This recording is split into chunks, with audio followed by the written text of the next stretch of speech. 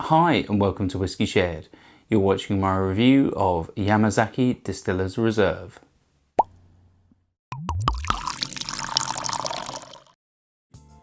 I'm Toby and you're watching Whiskey Shared.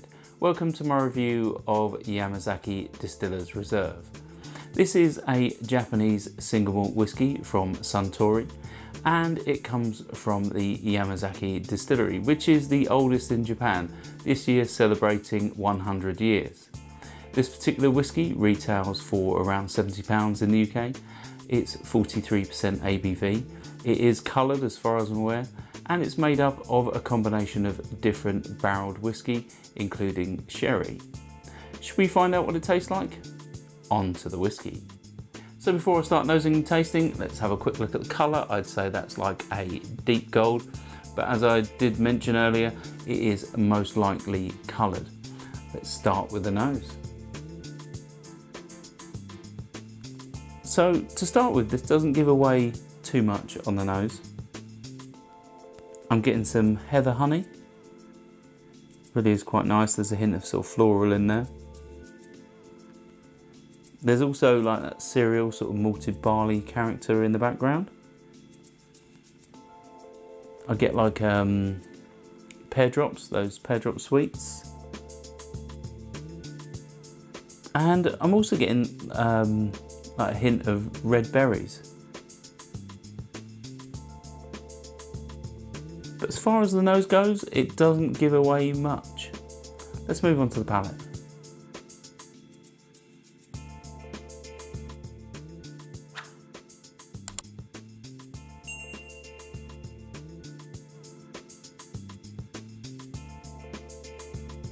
Yeah, so the cereal note is quite pronounced on the palate to start with. This particular whiskey, I think, gives a really nice mouthfeel for 43% ABV. It's got a nice amount of heat and tingle, but it's still soft enough on the palate that it doesn't overwhelm. But I think that's also because it doesn't have too many sort of standout flavours. Let's have another sip.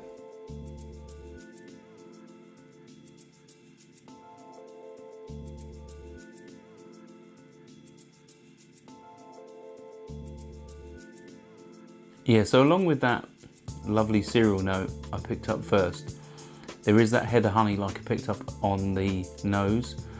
The sweetness that then turns into vanilla is really nice.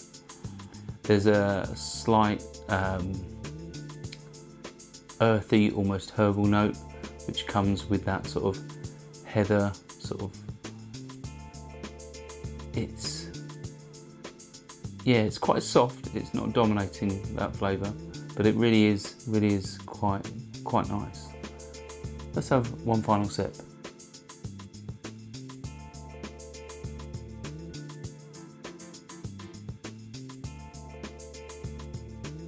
Yeah, so this whiskey, although it's quite soft, it does have a slight oiliness to it. It is possible that it's non-chill filtered, although my bet would be that it is chill filtered. That earthy sort of note that I picked up earlier is almost yeasty now, and there's a slightly bitter wood note in there. Obviously it comes from the casks that they've used. There's a little bit of heat and chili pepper that does build quite nicely, which works really well for this ABV. You often can only get that on 46 plus, or I only get that typically on ABVs over 46. But there's a hint of pear drops that I picked up on the nose. It's there on the palate, but it is quite subdued on the palate. Those sort of sweeter honey and vanilla notes really do come to the fore. But there is also a hint of sort of hedgerow fruits, and that cereal note, as it lingers on the palate, sort of turns to biscuit. It really is quite nice. In terms of finish, well, I'd say it's quite long. There is that dry bitter wood. It's not unpleasant though. It really is quite nice on the palate, along with that honey and the vanilla and a little bit of pepper. But in terms of value, well, this retails, as I said, in the UK for around the £70 mark. Obviously, Japanese whiskey has gone through a sort of major demand phase and it's outstripped supply. And I think obviously the cost of this has reflected its demand in the market. I picked this up on sale because I wasn't really prepared to pay full price for it, having had it on my wish list for some time. I just watched it creep up and up and up and just hadn't bought it. And when it was on sale and it dropped to around the sort of same price it was when I first added it to my wish list a few years back, well, I thought I'd snap it up. So this is a single malt that's quite simple. It's sweet but not overly so. But I think £70 you are definitely paying for the sort of the Japanese hype. I don't think this deserves its price point.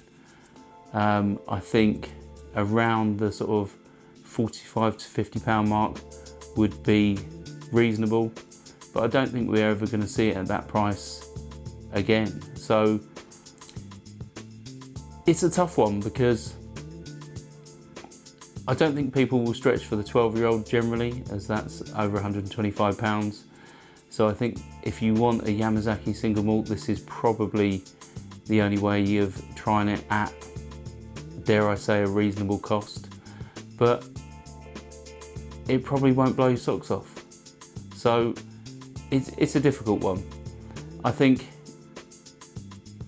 if you want to find what Suntory can do with their sort of single malts being the oldest whiskey producer in Japan, then this might be your best bet, but there's probably better Japanese whiskey out there for this sort of money. So yeah, let me know in the comments if you would recommend something else instead of this, obviously Japanese or otherwise. But for those people seeking out Japanese whiskey, I think there potentially is something else on the market that people would probably recommend instead. I haven't tried enough Japanese whiskey to be able to tell you that, so if you do recommend something, maybe I'll try it and review it on my channel in future. Hopefully you found this interesting, and if you've tried this and you liked it, or you didn't, or you found it was great value or too expensive, also let me know in the comments because it really helps me out. Thanks for watching. I'll see you next time. Stauncher. I hope you enjoyed this video. If you did, why not give it a like or a comment, and please consider subscribing for more videos like this.